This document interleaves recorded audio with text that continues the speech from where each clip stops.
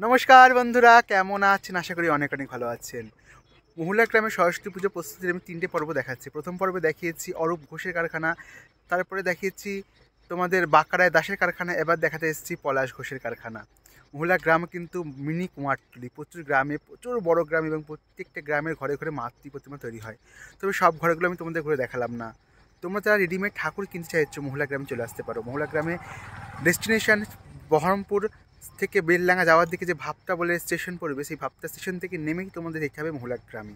মহুলা গ্রাম mini Kumartuli, খুব সুন্দর সুন্দর মাতৃ প্রতিমা তৈরি হয়। সব ঠাকুর তোমাদের আমি দেখাইনি, শুধুমাত্র প্রথম পর্বে দেখিয়েছি অরূপ ঘোষের কারখানা, সেকেন্ডে দেখিয়েছি বাঁকড়ায় দাসের কারখানা, এবং তৃতীয় পর্বে আমি তোমাদের সামনে নিয়ে এসেছি পলাশ ঘোষের কারখানা।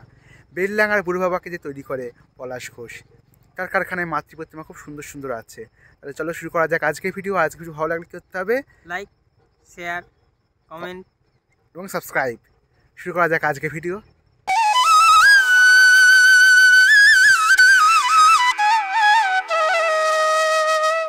আমরা এখন চলে এসেছি প্রতিমা শিল্পী পলাশ ঘোষের কারখানায়।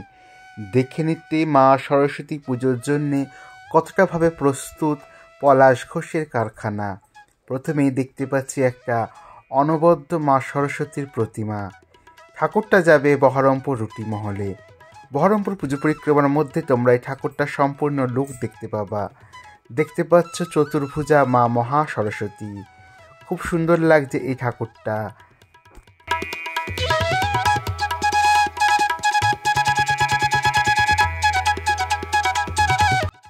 এবার আমরা দেখতে পাচ্ছি আর একটা সুন্দর মা সরস্বতীর প্রতিমা। হাঁস এবং ময়ূর মায়ের সঙ্গে আছে, এবং ছোট ছোট ছেলেমেয়েরা মায়ের সঙ্গে খেলা করছে।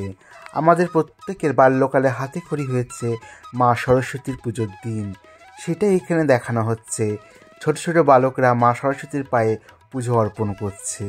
তার পাশে দেখতে পাচ্ছি আর একটা মাটির কাজের সুন্দর মা সরস্বতীর প্রতিমা। মা সরস্বতী এখানে একটু অন্য ভঙ্গিমায় বসে আছেন। এখানকার মা সরস্বতীর প্রতিমাটাও সত্যি খুব ভালো লাগছে।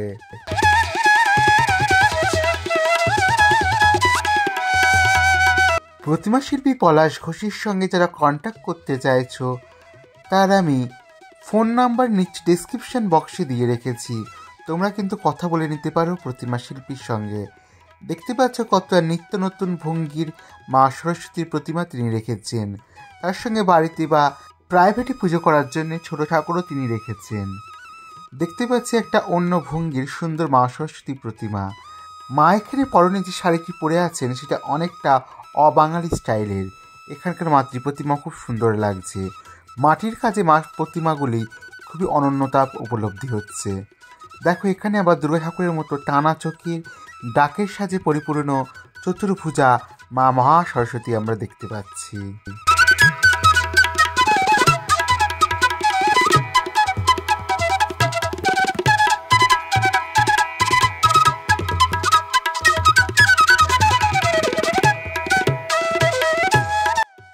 আবার আর একটা অন্যরকম ভঙ্গিতে মা সরস্বতী বসে আছেন। বিদ্যা দায়িনী দেবী মা সরস্বতী বিদ্যা দান করছেন। মায়ের পায়ের কাছে বসে আছে হংস, এবং মায়ের দেখো দুটো হাত প্রসারিত। আর একটা ঠাকুর দেখতে পাচ্ছি, এই ঠাকুরটা আসবে বেলডাঙ্গা হরিমতি উচ্চ বিদ্যালয়ে। সেই ঠাকুরটা আমরা এখন দেখতে পাচ্ছি। কত সুন্দর লাগছে হরিমতি স্কুলের এই মাতৃ প্রতিমা।